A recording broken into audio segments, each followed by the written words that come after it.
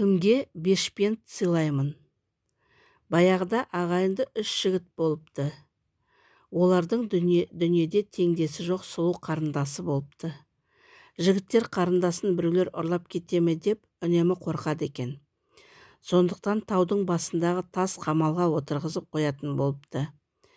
Бірде ағайынды жігіттер аңшылап бара жатып шешелеріне былай дейді: біздің қарындасымызды сақтаңыз.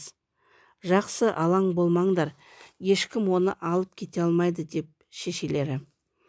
Ағайынды жігіттер кеткен соң анасы мұнараға көтеріліп қызын тамақтандырмақ болыпты. Бір кезде қайдан келгені белгісіз айдаһар ұшып келіп, ашық есіктен мұнараның ішіне еніп, қызды ұстап алып, көзді ашып жұмғанша көзден ғайып болыпты. Анасы жер сабалап жылап еңірегенмен қызын қайтара алмапты.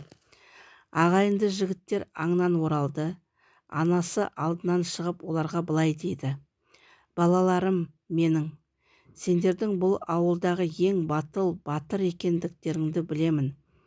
Енді сендер әрқайсың бастарыңа іс түскенде қолдарыңнан не келетінін көрсетіңіздерші.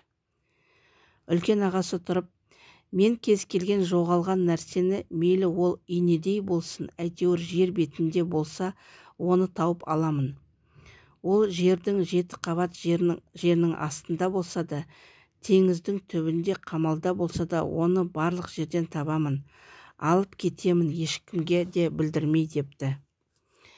Ал мен кез келген ұшқан, жүгірген аң құсты өлтіре аламын, дейді ортаншы ағасы. Ал мен аспаннан түскен кез келген затты, ауыр болсын, үлкен болсын, қағып алып тұра аламын депті. Кіші ағасы: жақсы, олай болса басымызға түскен ауыртпалықты мәнісін айтайын. Мен мұнараның есігін ашқан бетте бір үлкен айдаһар ұшып келді де сендердің қарындастарыңды ала жөнелді. Қай жаққа кеткенін байқамай да қалдым, деді шешелері.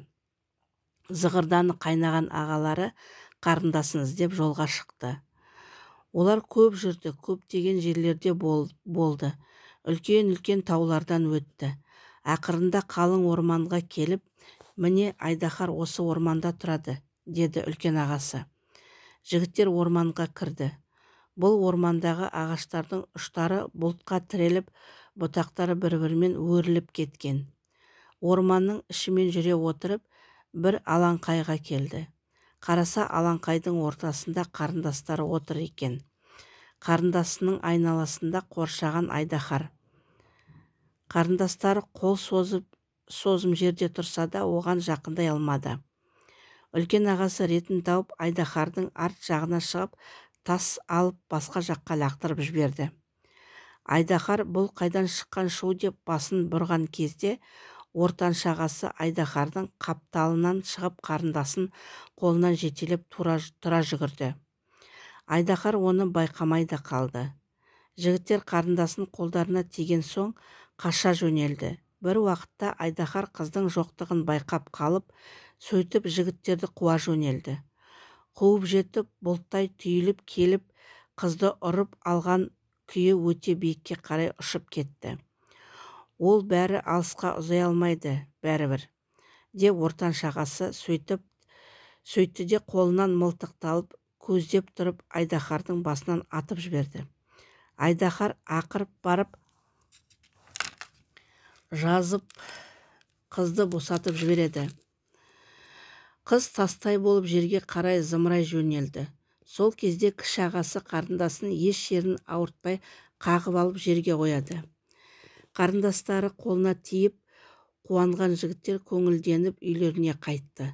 Сол екі ортада шешелері қарындасын құтқаруға қай ағасы көп еңбек сіңірсе, соған арнап әдемі бешпент тігіп қойған болатын. Балаларым, деді анасы, бұл бешпентті қайсыңа сыйласам екен?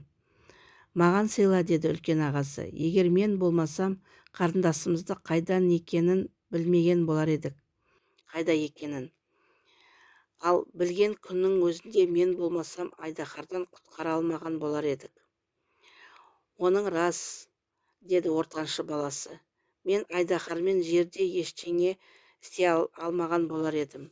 Бірақ айдаһар біздің қарындасымызды аспанға алып ұшқанда мен Айдаһарды атып өлтірдім. Қарындасымды құтқарсам, қазір қарындасымыз құтқара алмасам, қарындасымыз ортамызда осылай күліп ойнап отырар ма еді? Сондықтан әдемі бешпент менікі деді. Жоқ, деді кіші баласы. Ол әдемі бешпент менікі болу керек. Себебі аспаннан құлап келе жатқан қарындасымызды мен қағып алдым. Ол бәрібір жерге құлап өлген болар еді. Шешесі балаларын мұқият тыңдап алды да: үлкен балам, сен болмасаң, басқа бауырларың, қарындасың да таба алмаған болар еді.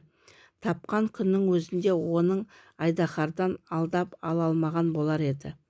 Ал ортаншы балам Айдаһар қызымды аспанға алып ұшқанда сен оны атып өлтірмесең не болар еді? Сондықтан сенің еңбегің де зор.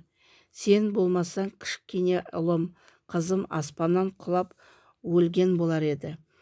Қарап отырсақ, үшеуің бірікпесеңдер, қарындастарыңды құтқара алмаған болар едіңдер.